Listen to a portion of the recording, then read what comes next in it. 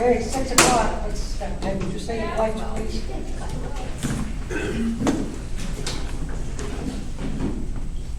Pledge allegiance to the flag of the United States of America and to the republic for which it stands, one nation, under God, indivisible, with liberty and justice for all. Staff, right? Welcome into the 6 o'clock. Should we not know everybody up here? Melissa Brown, Abigail Hermes, Emily Ian, Amy Brandon, Doug Shue, Peg Hard, Jerry Kisman? Gordon Graham. Okay, all right.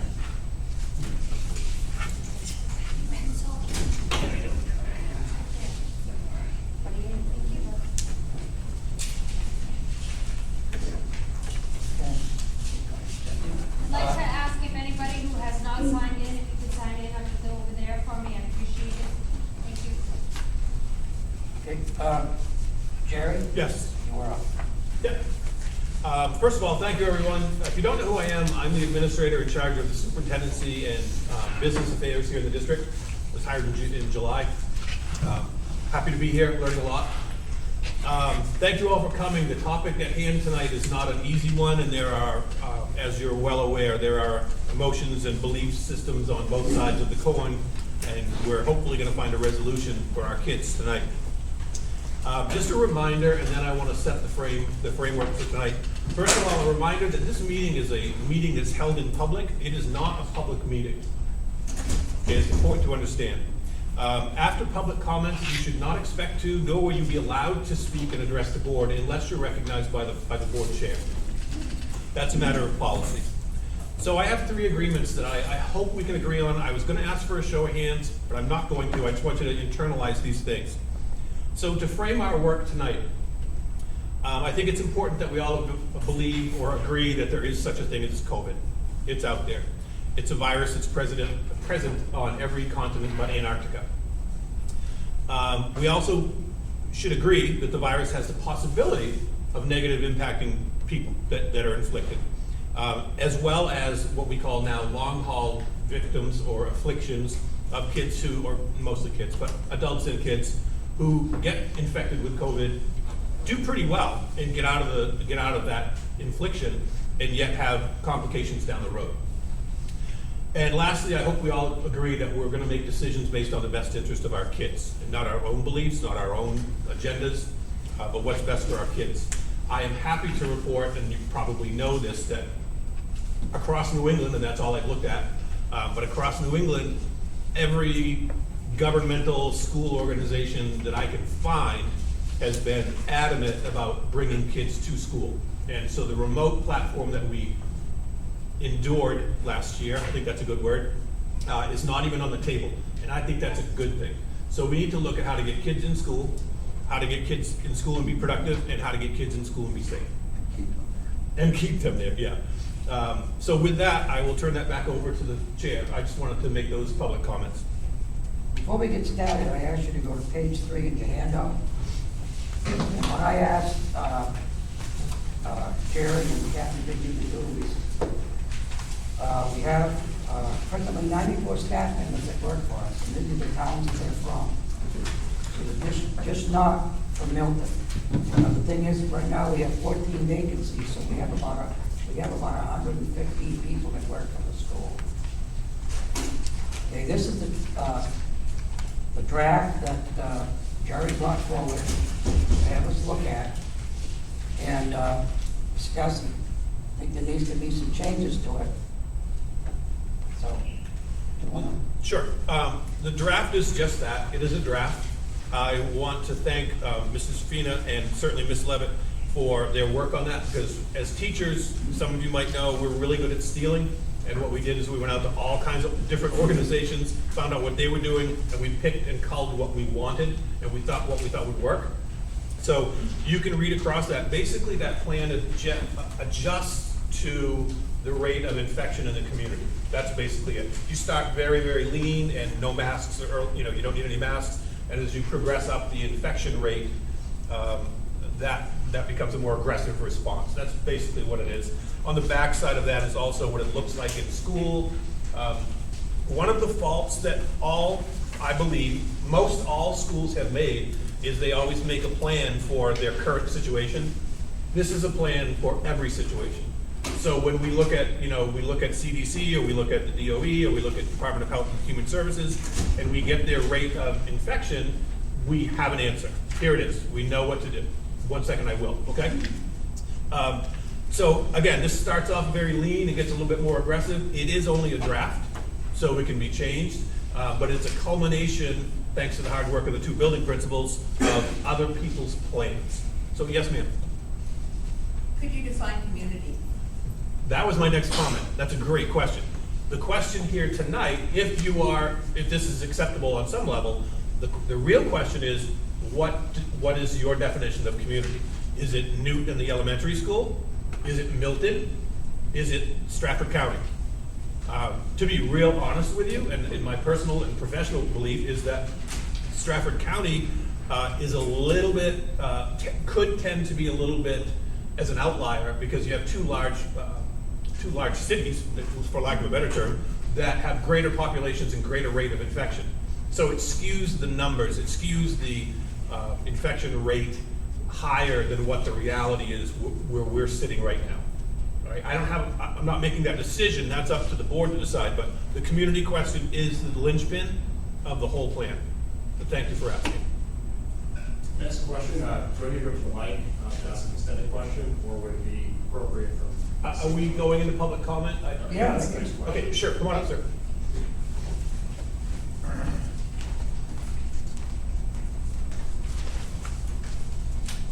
All right, so, maybe turn it on. That would help. Details. So, my name's Brennan Kristen. I'm a new resident, 156 Governor's Road, Milton. So, I feel like this is a great example of using Overton's window to shift debate away from a more relevant metric, and that would be the hospitalization rate. So, when Governor Sununu put in the mask mandate last year, it was predicated based off ICU beds available. So the reason that's a better metric for determining whether or not to implement, in this case, the debates around whether it's mask mitigation, I think it's much more relevant to look at, hey, what's ICU capacity? And also keeping in mind that most hospitals have taken treatments that were before they could pass off, voluntary treatment. Right now they're doing all of that. So ICU capacity is going to be more limited, and that's actually typical for hospitals.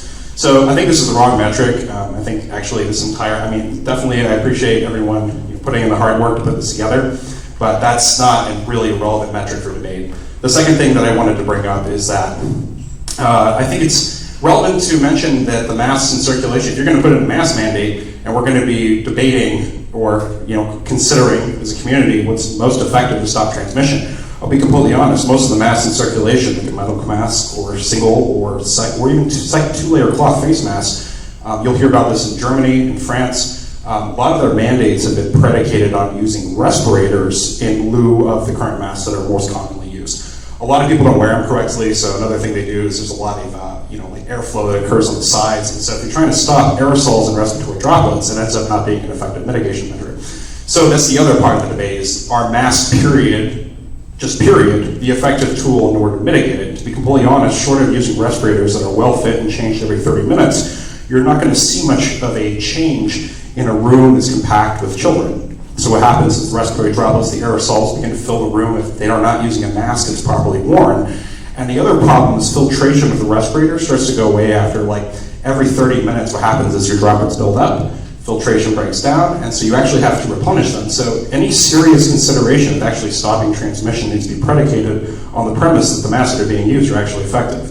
Anything short of that isn't actually an effective mitigation measure. And that's part of the reason why a lot of constituents are upset with these measures, because they haven't seen substantial data when doing a comparative analysis between counties that actually show that the pre-implementation of mandate, post-implementation of mandate, showing a substantial differential in the spread that's happened, especially in schools. So you have to kind of convince people that the way the measure is being put in is also effective. And scientifically speaking, if people aren't wearing masks properly or they're using single-layer cloth face masks like many of the children, it won't do anything. Thank you. Thank you.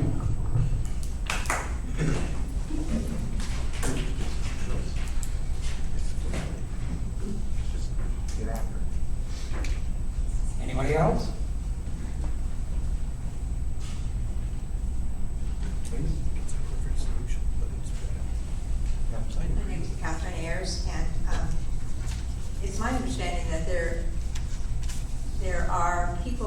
tested positive for coronavirus that have been vaccinated, but they're asymptomatic. And so I'm wondering if that, as a positive test, would that be included in this number? People that are asymptomatic, but for whatever reason have been tested, and I don't know if they can transmit the virus. I don't really know if they're vaccinated. But how would they know? I mean, Can I ask you to ask that question one more time? I heard it, but I'm not listening to it.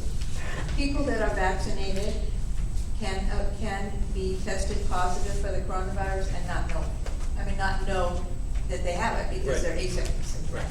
A positive test would be a positive test. Okay. But is that as dangerous as someone that is, has it been determined that vaccinated people that are positive can't transmit the virus? Okay, I don't really know.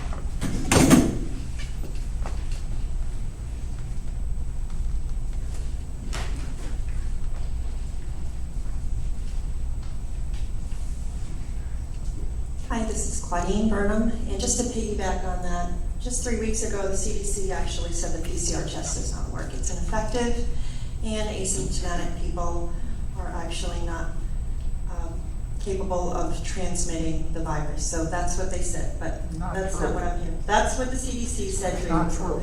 true. So, So you're supposed to interrupt during public comment? You can't control yourself for 5 minutes? Come on, let's be civil, please. So after calling the Farmington, Rochester, Middleton, Wakefield, SAU offices, all confirmed, this was yesterday, all confirmed that they were opening fall session without any restrictions. No plexiglass, no major distancing, no signage and all that stuff, which is actually quite toxic to see walking down the hallway. But anyway, so, but they are making masks optional. So I am requesting that the school board does consider to do the same by removing those restrictions within the school and making the masks optional indoors and on the playgrounds.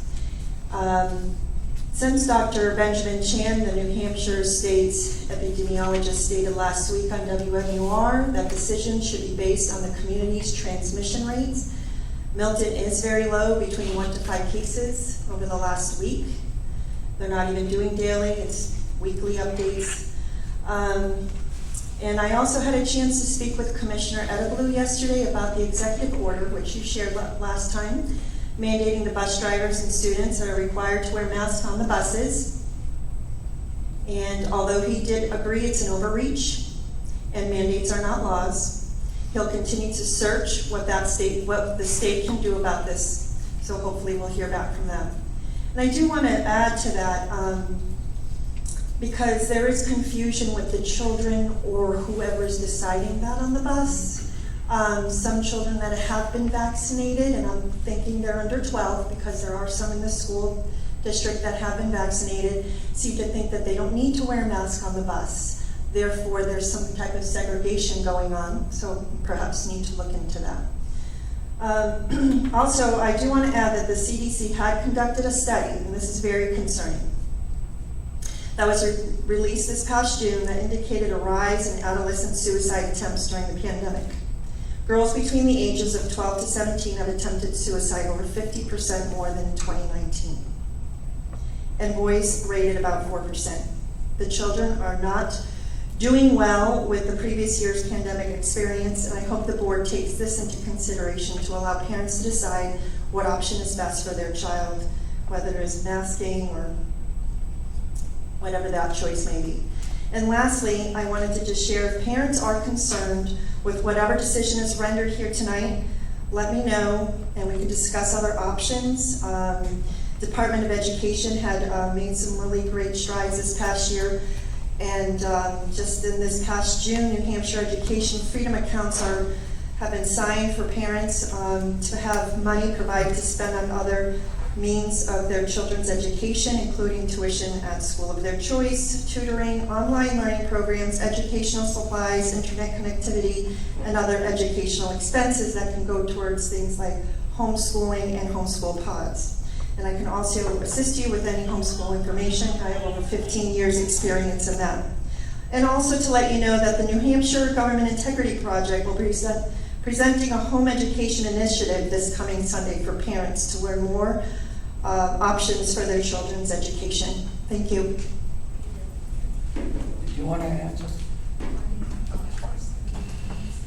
Well, it's not just the CDC that's made that requirement, it's the TSA, and it's also the United States Department of Transportation.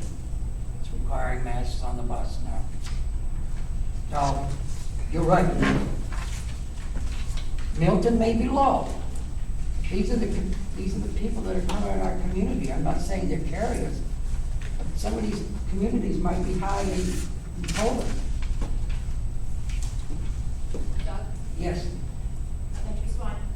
As a board member and as a parent of a student, 2 students in the school system, my goal is for my children to be in school because the last year was not effective for them. I will do what I need to do to get them back into school.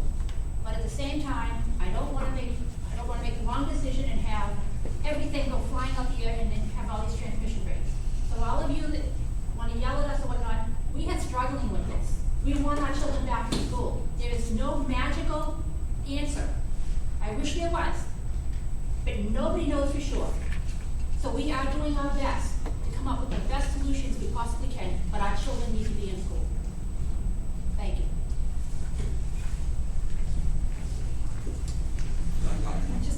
Excuse me, New Hampshire, per the CDC, is already in an orange phase. By the middle of September, we'll clearly be in a red phase. We'll be back to everything we had last year per your draft proposal. You're saying you're going to do it again to the kids. So, you're right, there is no magic solution. Are we going to inflict this on our kids again? Because your draft proposal says, yes, you're going to do this to the kids of Milton again this year. I read it. And with regards to the third page, very bottom comments, with regards to unvaccinated homes, is it the intent of the school to implement a vaccine passport? Because it's really confusing, and it really looks like that because you're differentiating between, how are you going to arrive at that without asking people their status?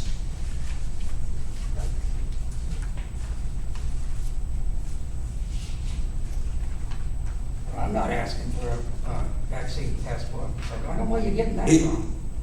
Does someone have that sheet with the blue thing on it, so I can read it off to them, so they can help them understand? Mitigation strategies. Here it is. Contract tracing as needed. Quarantining for unvaccinated household members only. Others must self-monitor for symptoms. That really does sound like you're segregating unvaccinated. Thank you.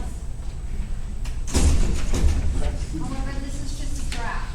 That's what it says at the top. Yes, I would like to make a request that every school board member, when they do have the vote on this, that it be recorded for the public, all the public to see. Thank you. It will be my It will name. be. It usually is on Facebook and YouTube and. So I just wanted to address Ms. Brown. Yeah. This is like the third time that the public's being told that we're yelling at them, and I'm not really seeing that on this side. So actually would appreciate that not being said. Nobody's yelling. We're coming here with our concerns, and it's only in fairness that, there are people that are upset and maybe a little more passionate about things, but nobody's mad or taking this personal. We're here for the children, okay?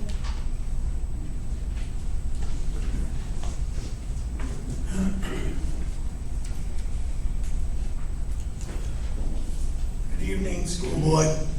It's good to see you again. Last time I was here, we had a passionate group, and we voted for the summer session, no masks. I thought that went real well.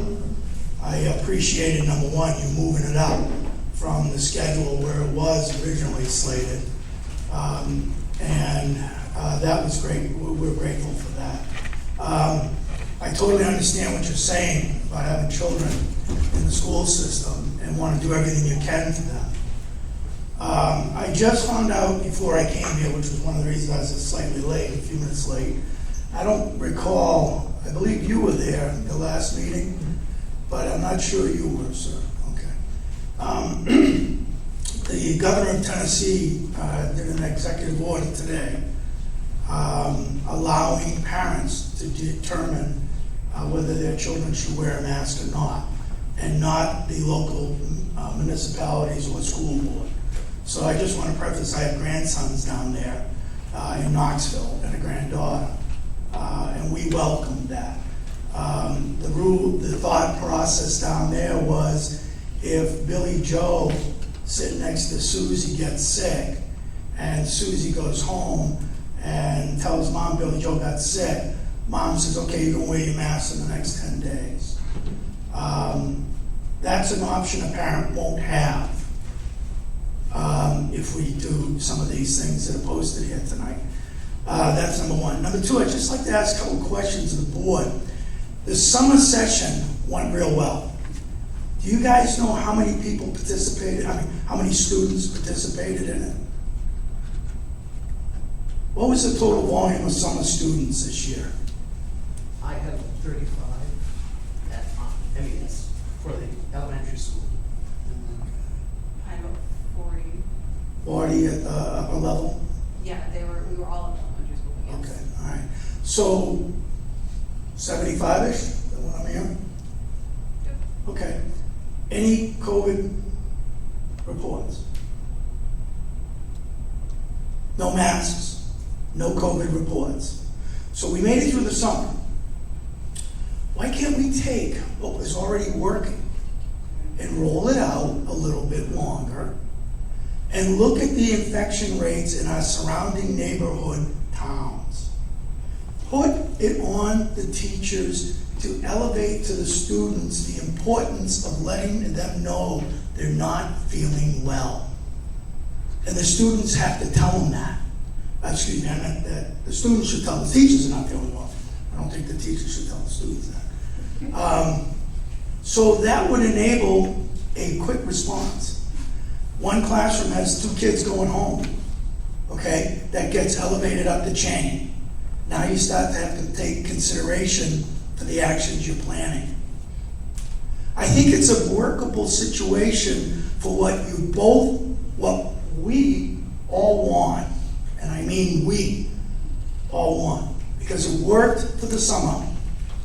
We carry it through into the first semester of the fall, and we monitor it closely. We heighten the awareness of the instructors, the hall monitors, I'm dating myself now, things of that nature, where they are to, self-police and self-protect, so to speak. Arguing and fighting who's right, who's wrong, when a year ago this time, science was telling us one thing, and 6 days later telling us another. We have leapfrogged forward a year. And I think we all understand and are concerned about the second round of this going into the fall, especially when we may have flu season and things like that, which are very similar situations and very symptoms, But when a child's sick, we test them right away. What is the options of having the testing done here, on site, at school? So we immediately know contact tracing. We know who was near the child that day. Is this something that's in this plan? I don't see it. And it's something that I think we ought to entertain from a cost perspective. The impact shouldn't be all that high for the portable tests. So I welcome any other ideas and comments, and I appreciate what you folks did for us last time. And I appreciate the work you've been doing, and I'm so glad that we were all successful during the summer session. Thank you for your time. Sir, can I respond to 2 things? Sure. The first one is the plan about staying where we are and starting school. That is the first 2 levels of this plan. There's Okay. no mask, there's no... I missed that when I came in a little late. Okay, so the first 2 levels are exactly that, and Okay. those very reasons. And this is a response to infection rates if they happen. Okay. And if they don't, we're exactly where we are right now. Okay, so can we do and implement possible on-site testing? So I'll do homework. I don't have that answer for New Hampshire, but I can Okay. tell you in Maine, we did it in the schools, and it was paid for. Yes. And it was immediate. And I believe we can get money from the Fed for this moving forward. You're probably right. I don't want to say that in public, but I will look for that tomorrow. Right. There's either funding or it's not even a bill. They just provide you with a test. Okay. Well, thank you very much. Thanks again. Wait a minute, before you talk, I wanted to say something. I mean, Oh, sure. the Sorry. reason I went with it for the summer, we didn't have the Delta then. Delta just came up recently from India. Now, if you remember, Delta is twice contagious as the rest. Correct, but not as severe. Okay, and also you get the RSD that comes with it, the respiratory in the lungs. Okay, That's the same as the regular COVID too. It's susceptibility rates based on existing circumstances in the I didn't hear about individuals. RSV until the Delta came out. I never read anything about it until I started reading about the Delta. Anyone that had pulmonary issues or anything always ran a higher risk. RSV or rest? Yeah. I'm not a doctor. All I can tell you is what I have read and researched. And going from my notes from March of last year to like a month ago, I look back at what I wrote and I went, this is not what happened. But we all thought it was what was going to happen. And we all know that. Every night we looked at the president, every night we saw double masks, one mask, single mask, no masks, things of that nature. We grew as we dealt with this. And as we move through it with the second phase, I believe it's going to be the same type of approach. If we are far more proactive now, we are far more aware of how to handle it than we were last year in March. Already the federal government is advocating for a booster shot in 8 months after you're. And the reason they're doing that, sir, is the existing shot has 87% or less effectivity against the existing. In fact, when I got my COVID, on April 2nd, my doctor told me, don't get the shot. And the reason my doctor told me that is I'm healthy. I have no meds. I'm not on anything. She said they don't know enough about what the antibody potential is in me, and they need studies, they need times. So I went to my eye doctors, I noticed my eye changed, and she noted it and sent it to the data collection center.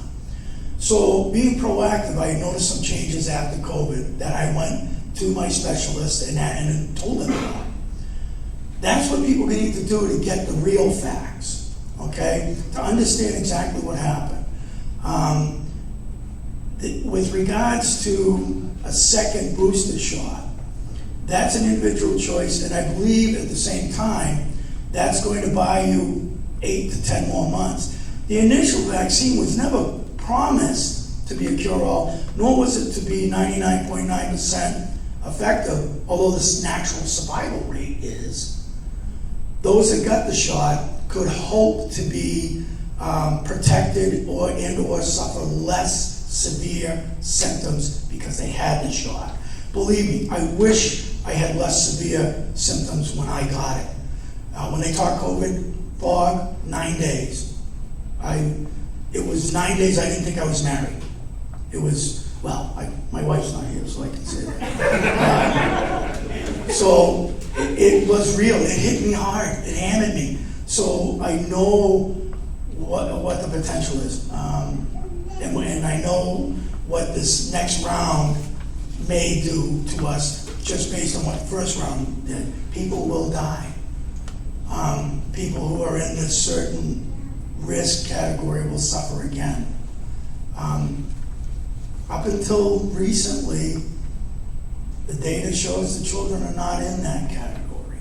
And that's really what and if they are getting it, and it is contagious, their survivability rate is, I'd have to see the figures. Been reading about it. Can I ask you a question? Sure. Do you believe that COVID is here to stay? I believe COVID is a form of a flu. It's a virus. Yeah. A virus can't be wiped out. Yes. I understand what you're saying, and I think I'm going to combine what you're saying, and I'm super sorry, the first gentleman, I forgot your name. What was your name? I'm sorry. Talking to me? Yes. Talking to me? Brennan. Yeah, my name's Brennan, I want to sort of combine the things, because I really feel like, Brennan, let's face it, I think Brennan has sort of a drop the mic moment, because what he's saying is true. We know we need metrics, but the metric, some of us believe the metrics that we're using don't make any sense, because when we first took 2 weeks off from school, it was to flatten the curve. And we just keep moving the goalpost. And I agree, I think this, not this plan, I think having metric is a great idea. And I think, like you said, starting slow and pay, I'm not saying don't pay attention, I'm not saying don't respond, but I mean, just getting COVID isn't the measure of whether or not we need to wear masks, shut down schools. It's just not. Because we're going to get COVID. Even if we're vaccinated, sometimes we're going to get COVID. And we can't stay home for the rest of our lives. Right. So, I guess for me, because we can all share lots of opinions about COVID and lots of opinions about masking, but what we really have to do is make a decision. And to make a decision, we need a metric. And I'm not sure, I guess what I'm voicing is my concern that this is not the metric for me. I'm also very concerned about anything that mentioned, I think Dawn mentioned about separating vaccinated and unvaccinated people. And I think, you know, even with these metrics, I think with masks, if we're honest, we're just giving it a shot. We don't actually know if they're doing anything, but we feel like we need to do something, and I get that. So I think, yes, talk about a metric that makes sense, and then talk about masking rules that make sense. So, Because a masking rule that when you take a mask break for 15 minutes in your classroom with your mask off, but every other minute you have to wear a mask, that's not science, that's nonsense. That you can have your mask off when you eat, but no, that's again, that doesn't make any sense. So if we're going to make decisions, we need to make decisions that make sense. We can disagree, but things need to at least make sense. And when I was looking at schools, surrounding schools last year, the only thing that every single school did, and this is where I'm referring to what you're saying, was a strict sick policy. That was the only thing that was absolutely consistent between all schools. A strong sick policy. Strict sick policy. That was it, testing and a sick policy. So I agree with you, but I think if we give it to the parents to determine, I think mask optional is the minimum. That would be a little of both worlds here. Yeah, I don't see why And- anybody can't, I would never. But I want to caution you,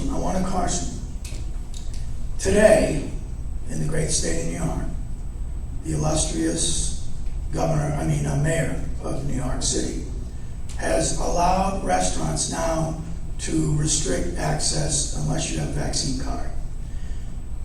And the highest population in New York that is unvaccinated is Black. So once again, we go back to segregation for the wrong reasons. I don't want a child in a room on one side and the other side over here. When I went to school, I'll tell you real quick, I always was the first to sit down in the spelling bee. You know why? Because I can't spell at all. And my last name begins with B. So the first 3 chairs were people that began with A, B, C, D, all the way around. So Billy Bob has been with Jimmy as C partners for 4 years. They can't sit together because parents have different views. And the school separates it. We can't segregate. We can't build those walls up internally. Oh, you're a masker. Oh, you're a vaxxer. You're a non-vaxxer. Those are terms we do not want to use. Those are terms that will bring us down a bad road. So I think the point of what I'm trying to say is, and I mean, this is not my decision and I have no control. We could have a lot of conversations tonight about what you think about masks, but I think we really need to focus on is what is the metric and just make that decision, because that's realistically, we are going to leave here tonight with a plan. Can I ask the group one question? How many people here are actual parents with a child in the school?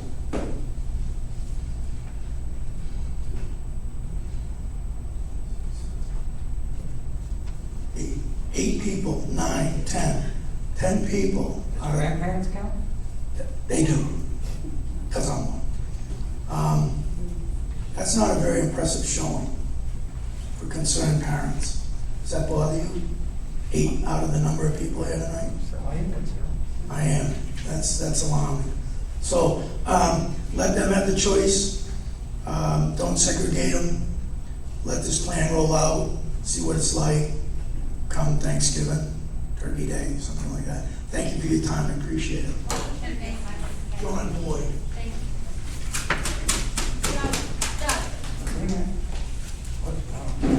Go ahead. I'd like to ask if we can at least come to a determination on community, what we're gonna use for Yeah? community. No, Milton is our community. Milton is our community. Well- I want to start with that. You wanna make that a motion? I will make that a motion that Milton is the community on which we live based on numbers. Do I have a second? I'll second that. Do I have any discussion?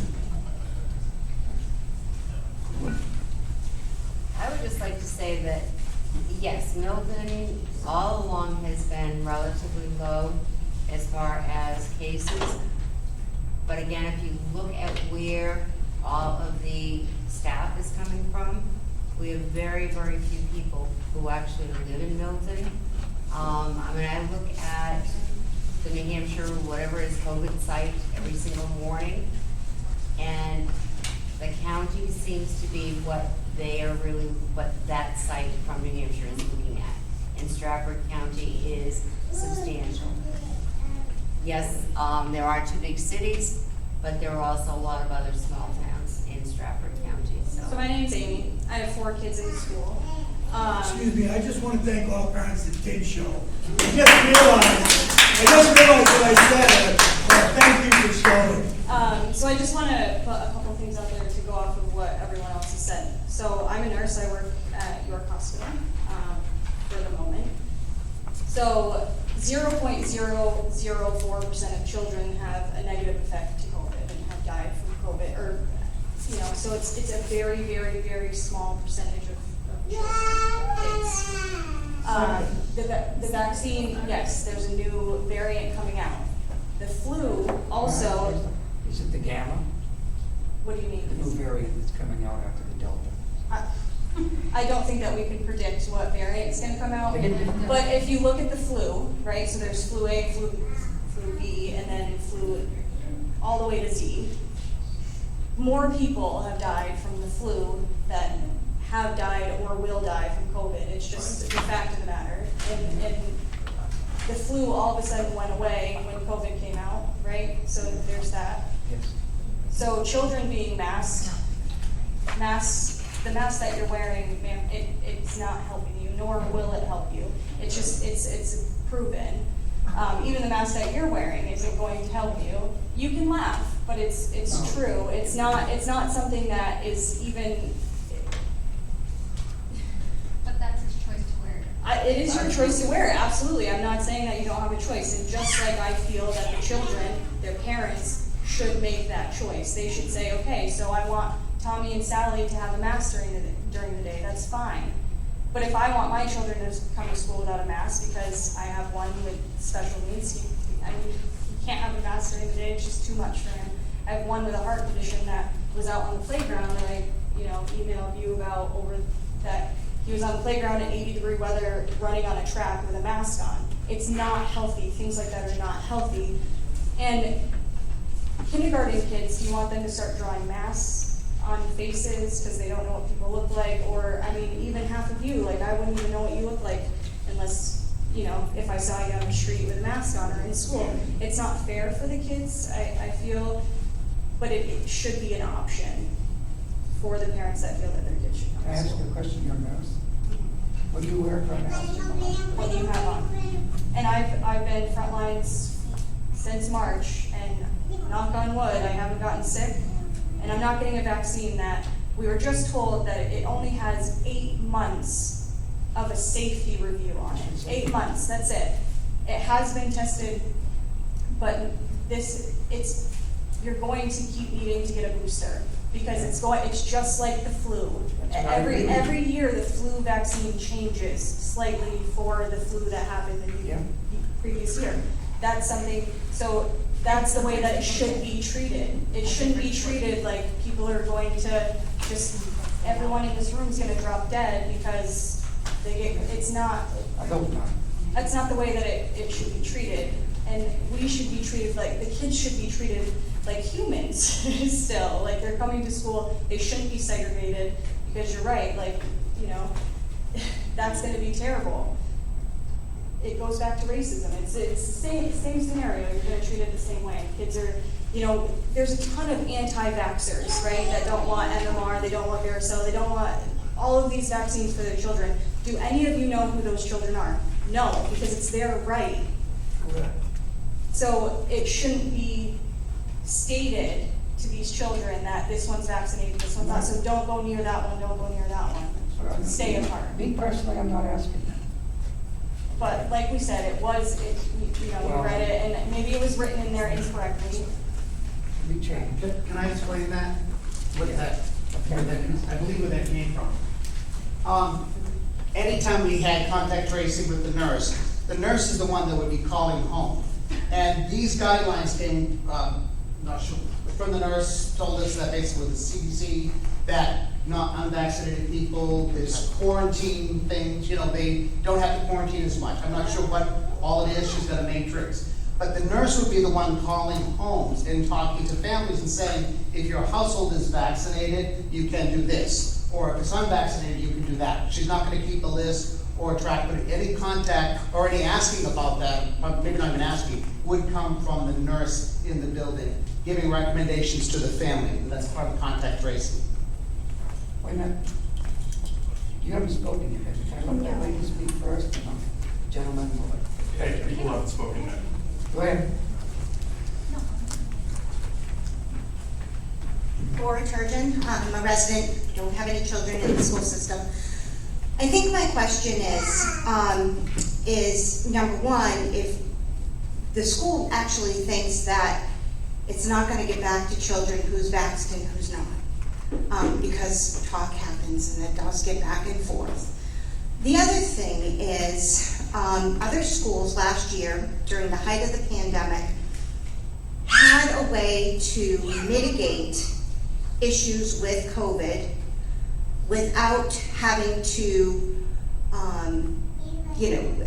keep kids in masks 7/24, without having to say, oh, you have to quarantine and you don't quarantine. It was, you've been exposed, you get a negative test, you bring back your negative test, and then you're good. You know, and at that point in time, you may have to wear a mask for 10 days. I see a lot of issues with people talking about other communities coming into Milton, and I looked at the staff communities that come into Milton, and I too read the newspaper every day, and I too also look at the numbers of COVID cases in the communities, and these communities have very few, if any, COVID cases, just like Milton. And again, we're talking about negativism that we really shouldn't be doing. I just want to, 23% of our staff members are from Milton. And I mean, if you look at the paper that you gave us, I know, just going back to what you stated earlier, ma'am, is that, you know, they're coming from, most of them are coming from outside of the community. That is not correct. Most of them are coming from Milton. The highest number of staff members is from Milton. That's correct from what I read? No, Well, yeah, that's the biggest number on the page. it's just the biggest number. So 23% live in Milton, the other 77 do not live in Milton. So it's not like a number, like not 23 staff members? It is 23 staff members out of Okay. 97. And then like one comes from Farmington. one Right, there's comes- 97 staff members in that pile that you looked Okay, at. so the majority of them come from Milton? No. 23 of them? That's correct. Yeah, I No, was the- right. 23 come from Milton, Yeah, and the so remaining come from out of Milton. the majority of one, all right, I'm just thinking I'm reading wrong. We got a problem with that figure. That figure's off by 15 people at least because of vacancies, But okay? So the number's higher than the total. we're in the weeds. But that's good though, they won't give us COVID. They won't give Two things, just, we have a motion on the floor, so we need to, and a lot of this isn't about that motion. But since we're discussing that motion, I'm gonna bring it back. To me, the staff members that come from other places, it doesn't matter. They're adults, they can monitor their symptoms, they can report to the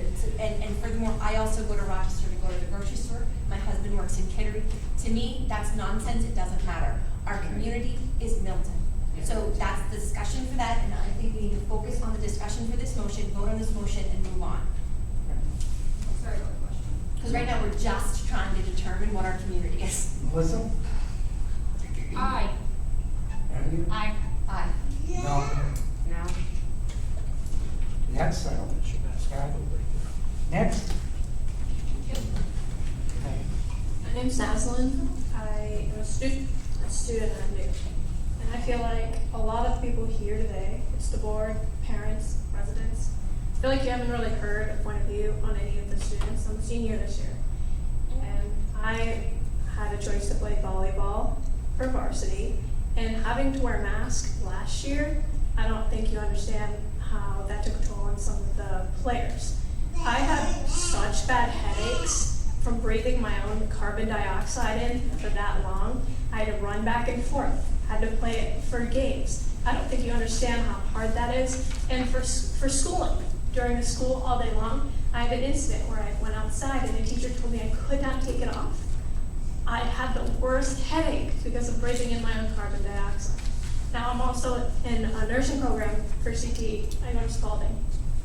My nursing teacher stated, it reads it right on the box for masks, it is not 100% protective at all. It's not going to help you. We have to wear a plastic mask over that because of that reason. We have to go to the nursing home this year, and vaccination is one of the requirements, a requirement. You just stated that's his choice to wear a mask, did you not? You stated that, yeah. Why is that not my choice to wear a mask if I don't want to? Why is that not my choice to get vaccinated? Why am I forced to? Well, if you're a nurse, you have to wear. Exactly. Exactly. Being forced to vaccinate as well. It is now it's becoming a regulatory shot vaccine that you have to take. People are losing their jobs because of being forced. Religious claim, people that their religion is their life. You cannot claim anymore because a bill is being passed that you cannot claim Who's passing religious. that one? What state? Maine. Maine? Yeah. There's Yeah. no religious, you can't. Connecticut too. Yep. Connecticut? Okay, So thank you. as a student, the board doesn't come into the school during new days, during high school, during school. You are dictating something that you're not hearing feedback from students. Students hate it. If you have a choice to wear it, I should have a choice to not wear it.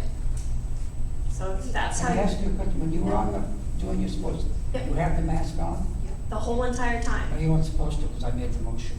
All right. Well, Back we are. into the That minutes. was actually an issue, Doug. We never voted they had Yes, to wear I masks all the made time, that and a lot motion. of time they were required to wear masks all the I time. made And that a lot of motion. sports, Yep. that was an I issue had last to year. wear it during games. I had to wear it during During practices. practices, too. And if you felt that I didn't have to wear it for sports or during games, then you should have made it more clear for coaches or teachers, Might have been a requirement of the NHIAA and other schools in order. or even the bus ride. Why do we have to wear it on the bus if we're sitting in our own individual seat? If we have to take it off when we sit at our own desk with a shield around us, 6 feet apart with the desk You lined take it up, off. I thought you could. on the bus? No, we The can't. bus is totally different situation. How is the bus a total different situation when you can take it off at your desk? You are spread apart the same amount. Yeah. The bus driver moves you 6 feet apart when you are sitting there. So how is it a different situation? You've got a valid point. Yep. The difference is, that's not a mandate that came from this board. That's a Okay. federal transportation mandate. Yep. And honestly, I agree with you. It sounds ludicrous. Yep. But at that level, we are just doing what we're told, Okay. right? But I agree with your What about argument. lunch? Lunch, we have to sit in corners. We get to take our mask off. But we weren't allowed to in our classrooms, but now we can. Outside, I wasn't allowed to take it off because certain teachers have certain point of views. You shouldn't have to make your own rules because you feel a different sort of way. If you have a choice to wear it, I have a choice to not. And I that's know fine. what she's saying, because my daughter played sports and would be required to wear masks in practices. It's hard. Did not pass that. I even would talk to the coach, and they were absolutely going above, some people were absolutely going above and beyond Yeah. what the board voted. All right, thank you.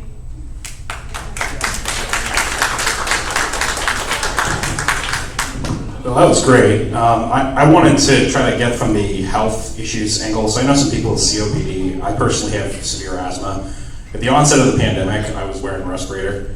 following my own advice essentially. And I'll tell you what, I would watch after 10, 20, 30 minutes, I'd take my O2, and it would drop substantially below 90%. So the reason she was experiencing a headache is what happens is, I believe the particular mask that you have on, she had on, most likely if she was wearing one, it's a couple layers, and what happens is you do get a carbon dioxide going.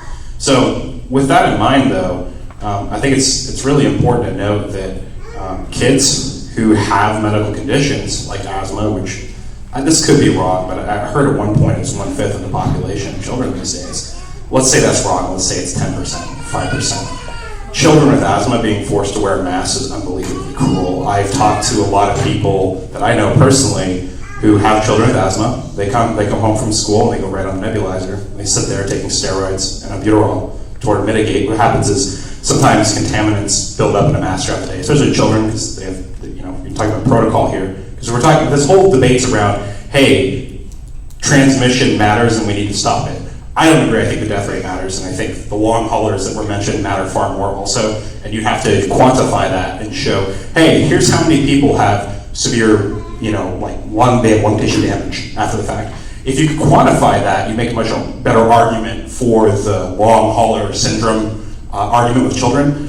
I haven't seen solid data on that. What I do know is that the death rate is extremely low. As of September of 2020, I remember reading the CDC.org, it said, CDC.gov, it said that the death rate was 0.003% of children.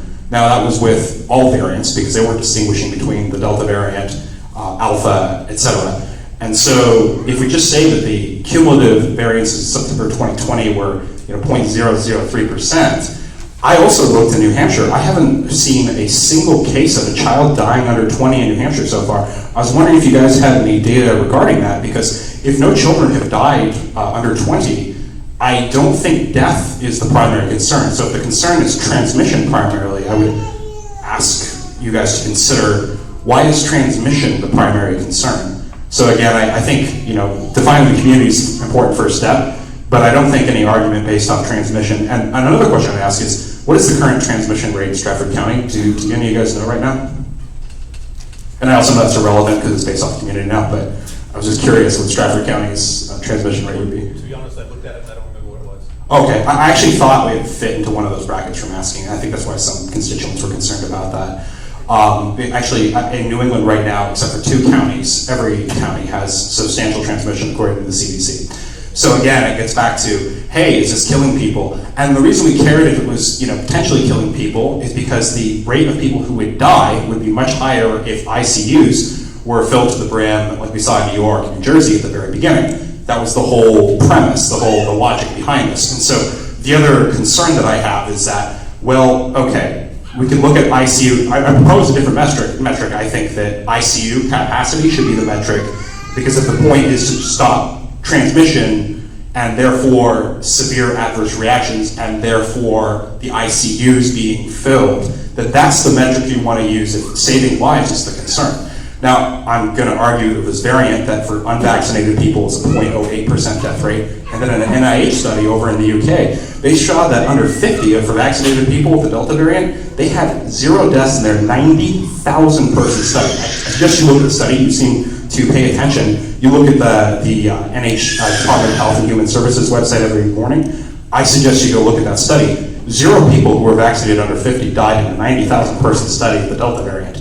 Amongst the unvaccinated, it was 0.08%. So at this point, those who are unvaccinated are really taking the risks. Like they say, 0.08%, I'm going to take that shot. They probably break it down by age bracket. They're like 20, 30, 40, and they make a risk value analysis. So at this point, I don't think that the masking is going to really do anything of value, because again, if we don't have the ICUs filling up, like there was concerns in Florida about that happening recently, but I would like to mention that our transmission rates are now the same as Florida, and our ICU capacity is actually lower. So part of this was actually, when I read this, like the 2 counties didn't have substantial. We actually have the same transmission rate as in Florida's counties right now, and Tennessee. There was another state brought up.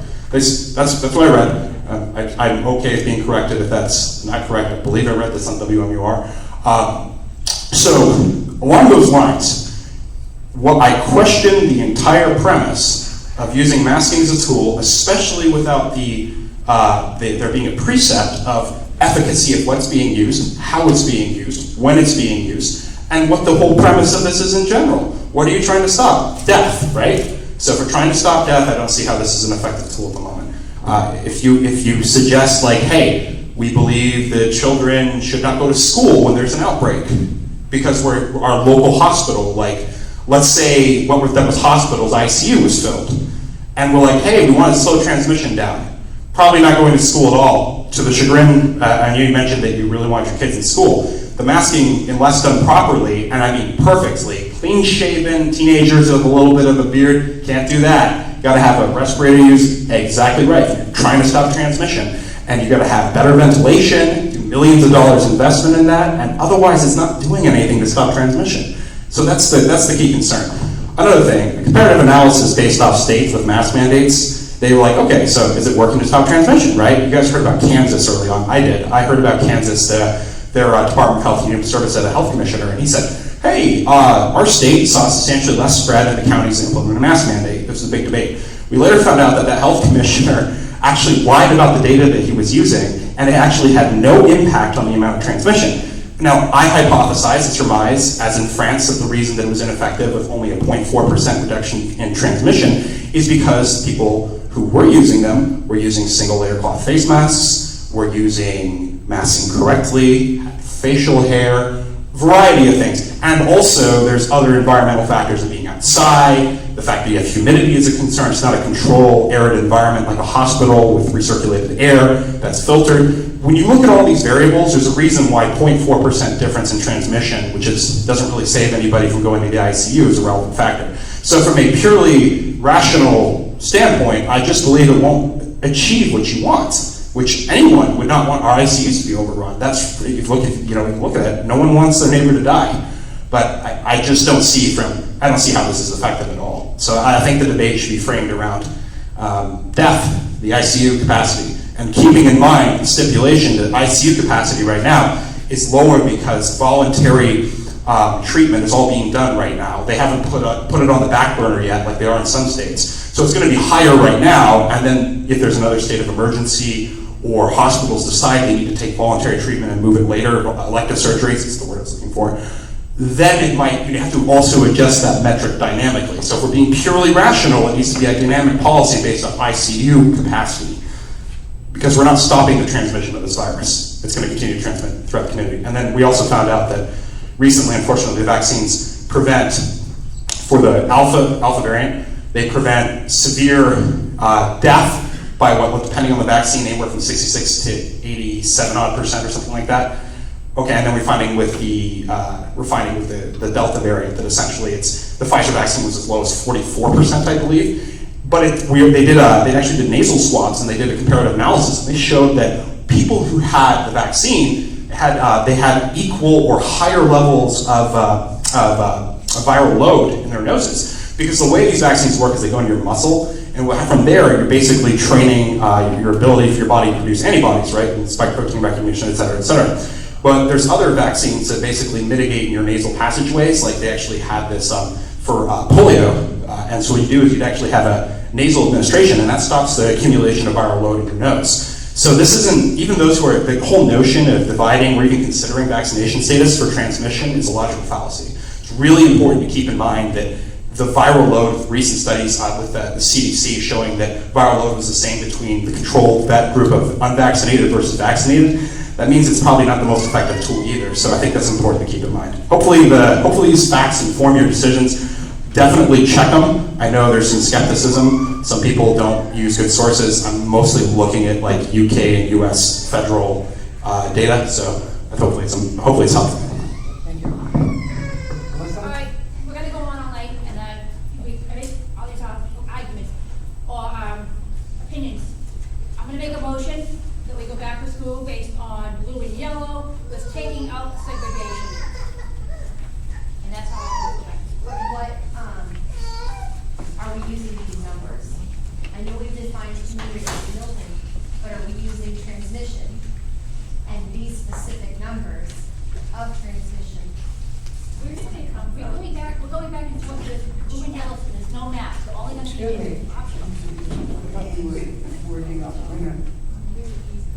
What was your motion? My motion is to accept it on a blue and yellow, taking out the segregation. Does the board want to stop the discussion in the audience? I'd like to hear This one, that's another it. lady who would like to submit. Hi, my name is Shannon Mills. I'm new to the community. We've just moved here. So I was also late today. I apologize. We'll have children at home. So please forgive my lack of information, maybe.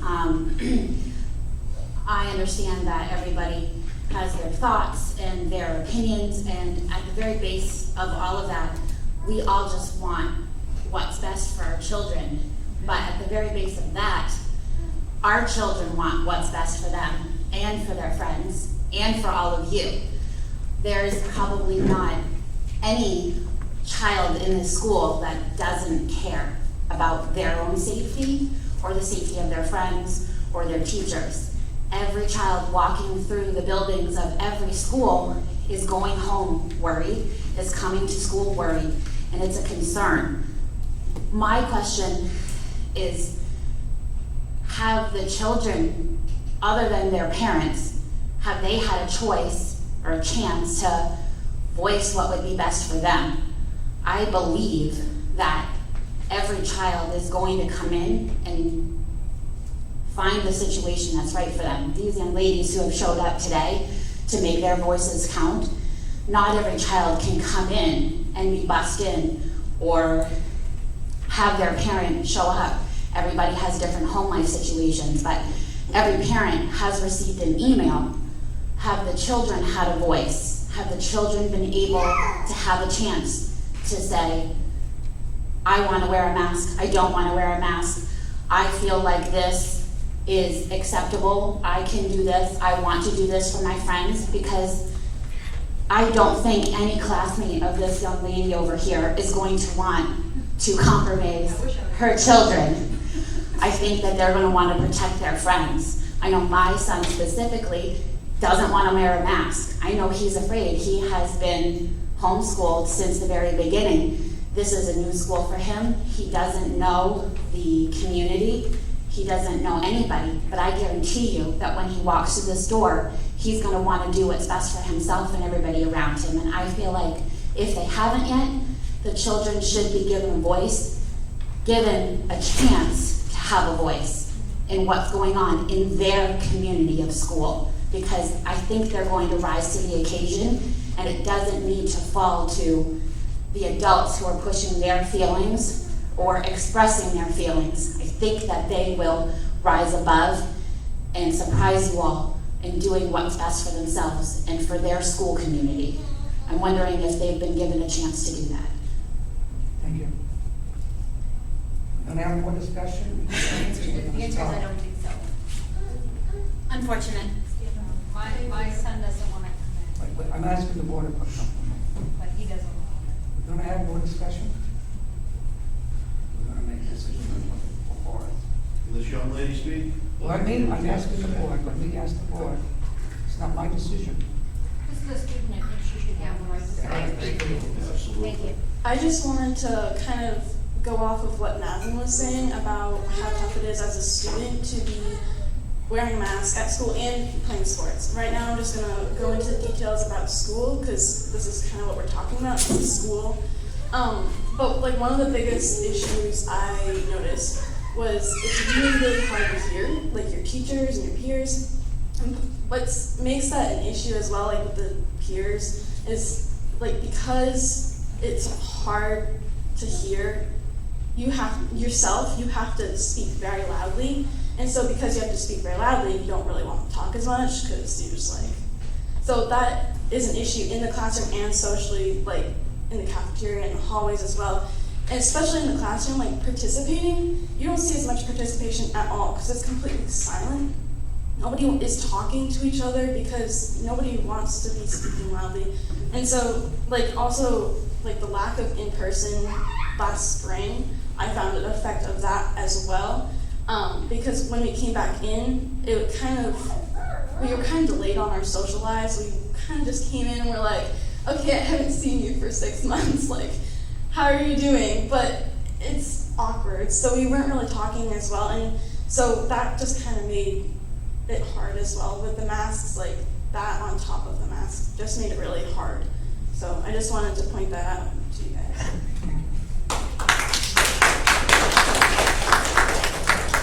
Okay, I just want to make one thing clear on this draft, that we're going to stick with the TSA, the U.S. Department of Transportation, and the CDC on the buses requirement of wearing masks, if they're required to.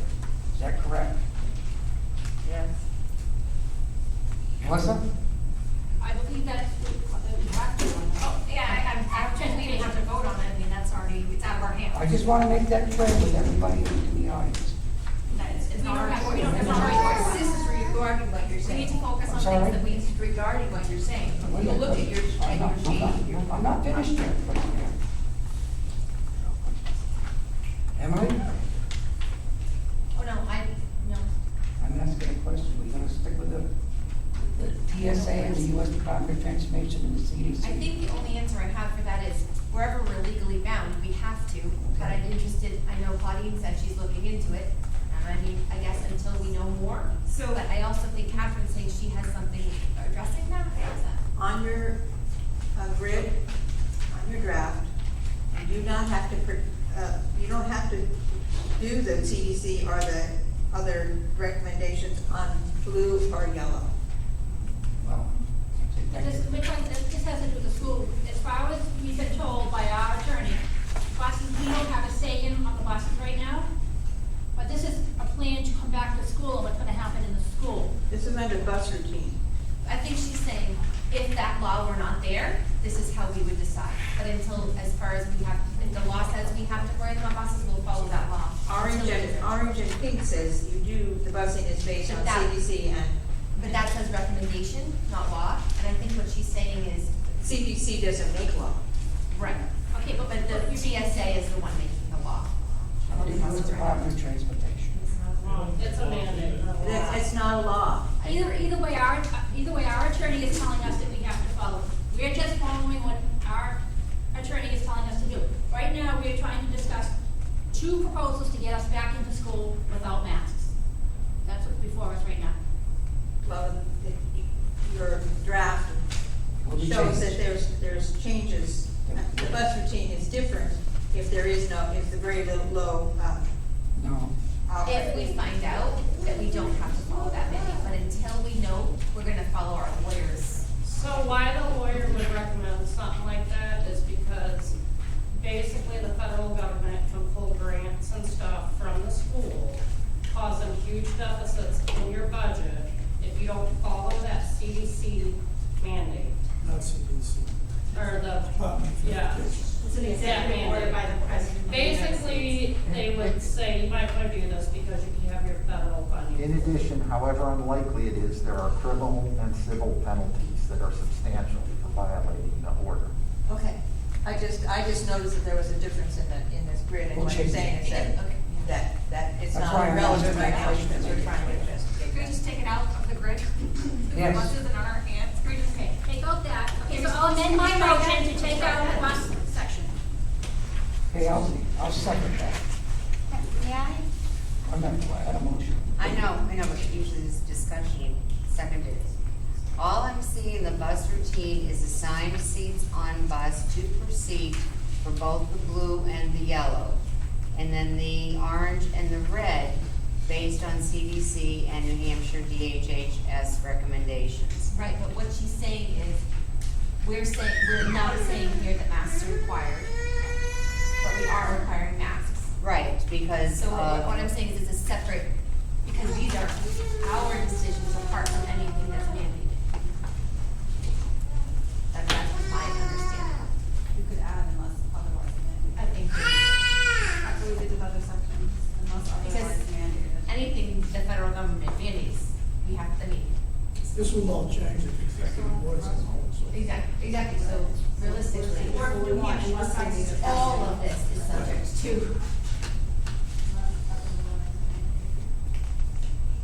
We could do it as a statement on the whole thing. You want me to withdraw my second? You want to restate it, Melissa? What's that? I'm done, Melissa. No, I wanna take out bus routine because right now, we really don't have a say in it. I think that's why Tammy was suggesting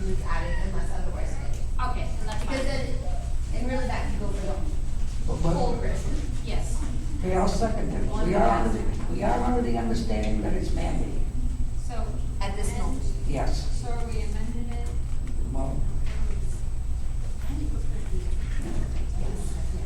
Unless otherwise mandated. I mean, I don't see anything wrong with assigned seats and 2 kids per seat. But it's not stating that they have to wear masks. Okay. And they're being required to wear masks Okay. per a mandate. But I don't want to So, add the masks because When the mandate goes away. when the mandate goes away, we would follow this. So Correct. that's why we're suggesting just after, unless otherwise mandated, and then if someone asks us the question, we'll be like, is he just after? Okay. Oh, So you're we one. don't have to go through this whole list. So we are adding unless otherwise mandated. that was in Melissa's motion. Okay, all right. Is that I correct, Melissa? was not sure what was going So on. we all set to vote on that? Thank you. I understood you. Melissa? Yes. Abigail? Yes. Emily? Yes. Yes. Blue and yellow, yes. That's what it's for, okay. Okay, kids go back with their masks. On the bus. Yeah, but it's optional with masks. I don't think we got there yet. Where? The Oh, motion was we're for talking about the blue and bus? yellow. Yeah, So they're for talking right about the now, bus. for us to go back to school. The Motion motion was for us to go back to school in September, we're gonna go under the blue and yellow, which is no masks. But we're ignoring this metric at the top, because Yes. we're just saying, at this moment, this is what we're doing, we'll talk in a little while. Yes. Okay, got it. Okay, you had a motion, but you didn't have a second on the other, on the blue and the yellow. Okay. No, I will second that. No, state it again. My motion is that children return to school based on the blue and yellow models, but taking out the segregation and putting in the language about the busing. Do I have a second? I will second that. Where's the segregation? At the last. Oh, where she said the thing about unvaccinated Before households. we did the amendment. Changing how we At the treat, end, we quarantine somebody mentioned that, unvaccinated. I'm not sure. There will be no distinction between vaccinated and unvaccinated, because quite frankly, right now, there is no difference.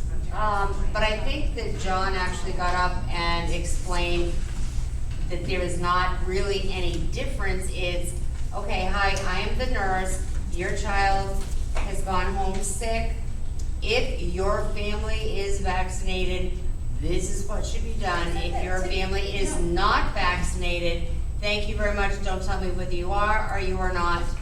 I'm just giving you the facts. taken out of this because like John said, it should be in there, so it doesn't need to be in here. How's that place in the policy?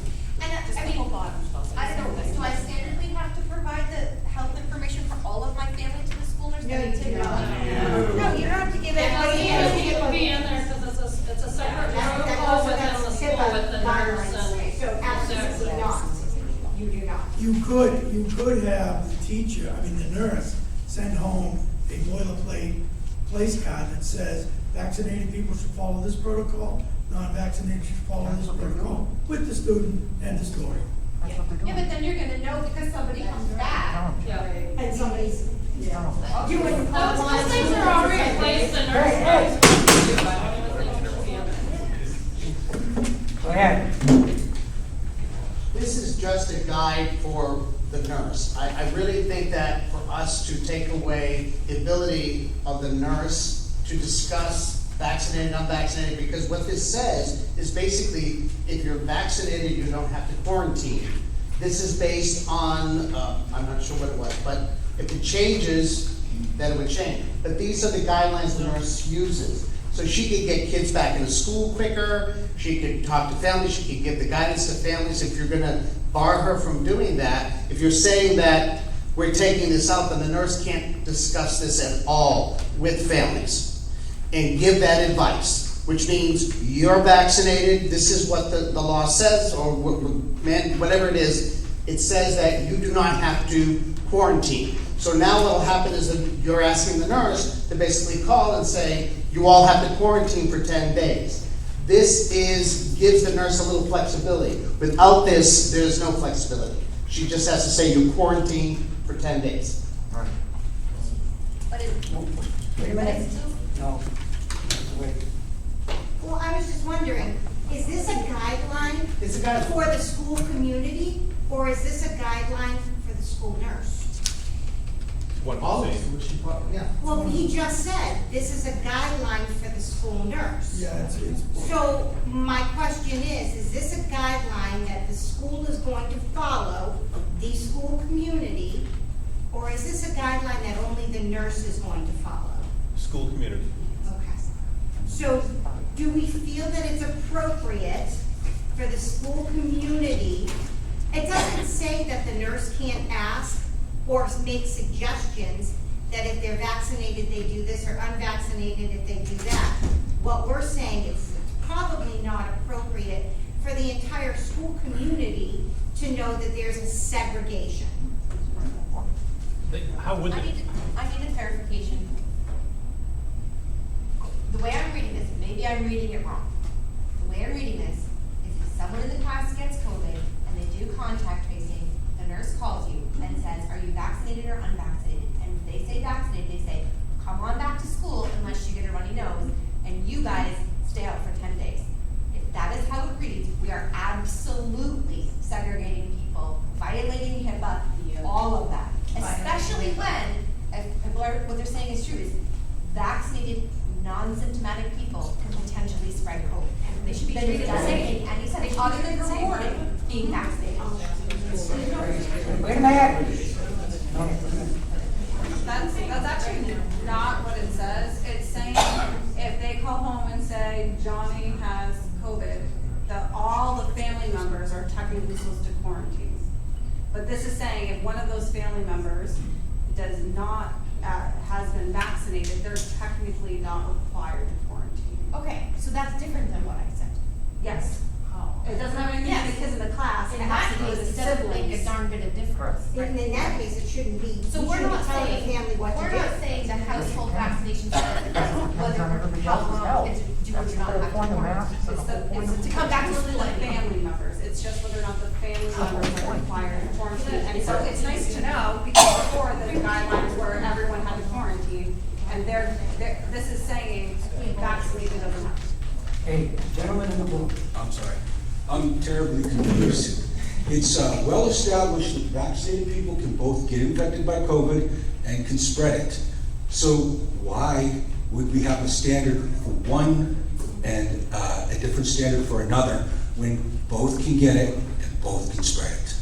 I understand, that's why I'm trying to clarify, if this is a standard, if it affects your ability to come back to school, then I'm against it. If it's just the nurse saying, hey, heads up, this is what they recommend for vaccinated and unvaccinated people, then I don't really care. Because it doesn't hold anybody to anything. Don't we just have a separate nurse policy on the school policy as to why this wouldn't be in here, because they know what they're legally bound and allowed to do? Say it again? So generally, you already have a nurse's policy within the school policy. They already know what they're legally bound and allowed to do with children within the school system. What was your question? Well, I guess my question was for the lawyer. Can't the whole bottom row just say contact tracing and quarantine based on CDC and HHS recommendations, and it counts as that first column? Can't they just all say? Yeah, you could I say think that that was it's what her consistent motion with, was. well, you have to decide, CDC or DHHS, what your recommendations are gonna be. Because CDC and DHHS are not necessarily, they're not necessarily the same. So if you wanna follow the DHHS guidelines, which I believe these are DHHS guidelines, then you wanna say, you just consistent with DHHS guidelines. And, the reason, sir, that why, the vaccine distinction is there is because individuals who are vaccinated are exceedingly less likely to get the COVID disease. No, that is absolutely. Let him speak, please. That's absolutely a fact. Hey, let him speak. It's one of the most highly efficacious vaccines that exists. And it works. It prevents people from contracting the virus. It isn't impossible. There are breakthrough cases, but they're rare. I don't think we have to make the vaccine. This is irrelevant. And we're not talking about the I want to address him specifically. So your argument is predicated on, based off CDC data, right? The argument is predicated on severe, what was your name again, sir? Gordon Graham.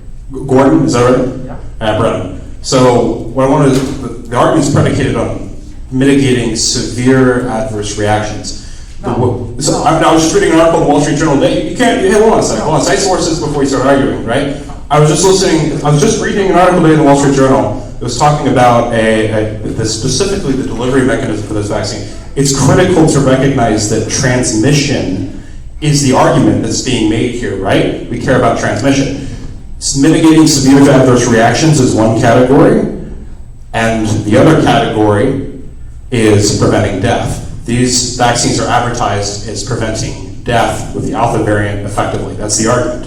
So scientifically speaking, nasal transmission, like I just referred to earlier, was equal between the control group of unvaccinated people, right? Equal between those who are vaccinated and unvaccinated in the nose. So they did a nasal swab and they're like, hey, this is the NIH, right? Like, hey, is the viral load different? Can you differentiate viral load? So that's the argument I'm making, is a difference. Just briefly, Yeah. so you know, what you're talking about is the total viral load in individuals who have breakthrough cases. You're not talking about the total viral load in the number of individuals who get the disease. So you're predicating it on, okay. You're a little right, but you're missing the fact that 96% of the people that get vaccinated don't get the disease and don't have any virus. So what about Provincetown, where 66% of the people who were vaccinated who presented with the disease? It is a breakthrough case, and there's... But 66%. So what we're seeing is the efficacy as time goes on from the initial injection, which is why they're arguing for the boosters, is after, like, we're talking about an annual basis, it's substantially reduced. So basically, mathematically speaking, it's kind of a question if that actually is effective mitigation. That's why it's a confusing argument, to be honest. And the only other thing that I wanted to just add, while I've got just a second, Wait a minute. not to get you off the track, but it is important to throw this out. There were a lot of statistics and decisions and things that you were talking about previously regarding the efficacy of masks. Okay, people have been debating that now for a long time. But the largest study that has been done, that's been peer-reviewed, that was done in North Carolina, indicated that with 1 million students that were peer-reviewed in a detailed study that was done in North Carolina, indicated that students that were wearing masks, this is just for your own information, students that were wearing masks and mask mandates that were in school limited the transmission of in-school coronavirus to a very small number, whereas there was a larger number that was done in the No, let's get to the board meeting. This is their personal views. We're talking about. So that study was retracted because they didn't include a control group in that study. That's why I actually relied on the Dutch study where they did a masked and unmasked control group, and they showed that there was like sub 1% difference in transmission. But all that aside, I think I'm annoying people at this point. You are too. It's all right though. I'd like to talk to you about this in general. It's a good debate to have. So what would you guys want to say? I can put down the mic. I didn't want to keep it interrupting. Any discussion about vaccinations is completely irrelevant. None of our policies we're not doing anything with vaccinations, so we can stop the arguments right now. Well, that's why I'm These are advocating. policies for the protocols that we're going to use when the kids go back to school. And then really the board is going to be voting on it, so we should be discussing. It's not going to be arguments with other people, non-board. Although that was intellectually stimulating, what I wanted to argue as Abigail, right? Yes. So what I want to argue for, and you're former state rep too, right? Yes. So, okay, yeah, I think I probably arguing for it. So all I'm saying is that that shouldn't be a protocol that's defined inside this particular document for the operating guidelines of the town. Just leave it up to the school nurse and don't define the policy inside the document. I think that represents a lot of the views people have. Just don't make the statement. Because the school nurse has the autonomy to make that decision on her own independently anyways, and we would put the debate to rest. And I was addressing the whole vaccination percentage transmission argument because I was saying, well, I question the rationale for even having the nurse make the distinction, because I honestly think that they did, given recent transmission of the Delta variant, that it's probably not the most effective means of stopping transmission anyway, so that was just trying to shoot down that premise as a logical fallacy and then go on and say, hey, it shouldn't even be in the document. Right, the gentleman who moves the patient. Are we going to have discussion after these two? Or we're going to? Discussion a long time ago. No, we haven't. Because I keep asking you. Well, you I know, just I wanna- have to get home to my child, okay? I've been gone for 12 hours. I think think I can offer up something regarding the nurse. I couldn't come back to school unless I had a note from my doctor. So the nurse is going to test you. We talked about possible on-site COVID testing. You fold it up, put it in a tube, and you send it home with the kid. They then inform their primary care physician. And you get a release note to come back to school. Does that work? Okay, good, yes. And I got that. One more and that's it. I just want to say, my mother is 86, 87. We really don't know. She has asthma. She's never been vaccinated, but she was the school nurse all summer for the recreation department in Seabrook. Those kids were inside 4 days out of 5. Nobody wore a mask. Not my mother, the nurse, not the children, not the staff. Guess how many COVID cases they had? 0, none. So just to let you know that, and also Exeter school system, which is huge, much bigger than Milton, they're not doing masks this year. So just a little bit of information for everybody. Thank you. So have we had any discussion?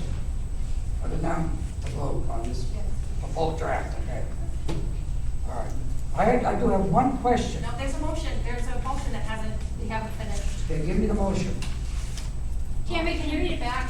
Motion for children to return based on the blue and yellow models and taking out segregation and put in unless otherwise mandated. Yes, thank you. Did I have a second? Second. I have a question. What will kick it up to orange and red? We're not doing long-term red this time. We're not? No. So we have a spike in COVID, we're gonna have to have another meeting? Yes, yep. Okay, I just want to be clear on that. Okay, any more discussion on this? Melissa? Aye. Aye. Aye. No. Okay, I know, I'm. No. okay, I thank everybody for coming. Went real well. So the final is, Returning without masks. Masks are off. Masks just off. like to hear that said. Let the parents decide. Need a motion to adjourn. Motion to adjourn, second. Melissa? Aye. Aye. Emily?